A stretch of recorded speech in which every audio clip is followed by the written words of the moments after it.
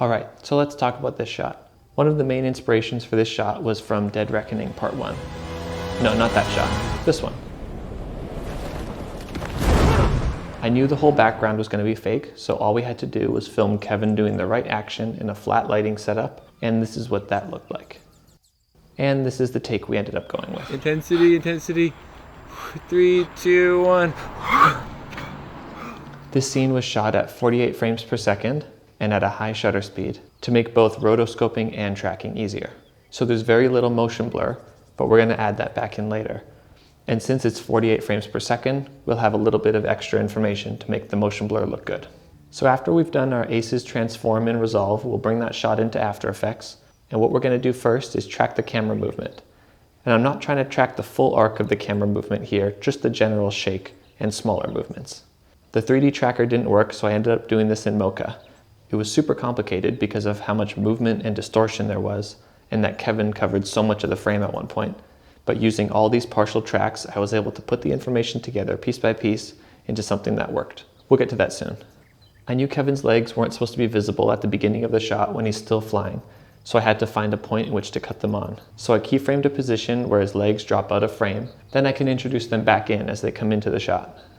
The next step is rotoscoping. The cutout was mostly done with a roto brush, but it doesn't behave very well against the bright background of the sky, so for that part I had to bring down the exposure and use a Luma matte instead.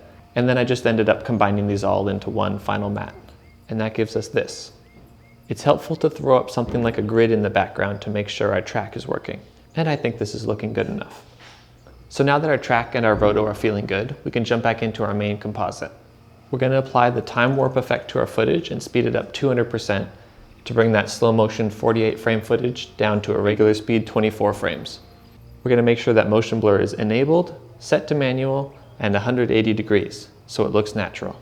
And when it comes to our shutter samples, we want to keep these as low as we can to help with render time, but we can keyframe this value to be higher on parts of the shot with larger movement, so it looks smoother, but still renders fast when we need it.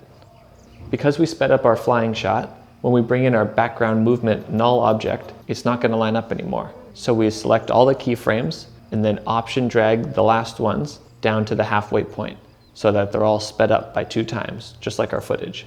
Then we zoom in and check that there's 2 keyframes for every frame of the composition. So there's 2 parts of this shot. There's the foggy inside of the cloud and the sunny outside of the cloud.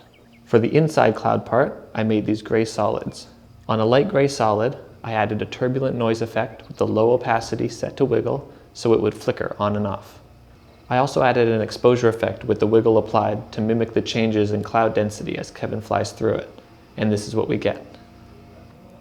I made another gray solid to go in front of Kevin to act as foreground fog, again with an exposure effect with the wiggle applied and a flickering opacity set to keyframe down to 0 as he emerges from the cloud.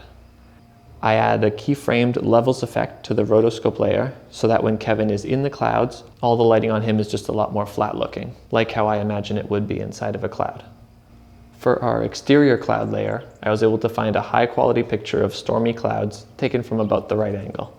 I add a levels effect to help it match the stormy aesthetic a bit better, and I add a small camera lens blur just to make sure it looks smooth and we're not getting too much pixelation when the image is zoomed all the way in.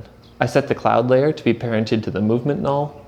I set some keyframes to fade in opacity at the beginning, and I set some keyframes to scale it down as we emerge from the cloud.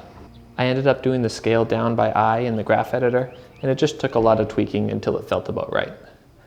And that gave us this. I then gave this shot to our colorist Ryan.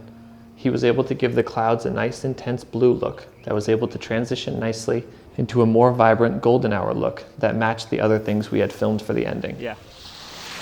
Okay, ready? And after all that, we get this.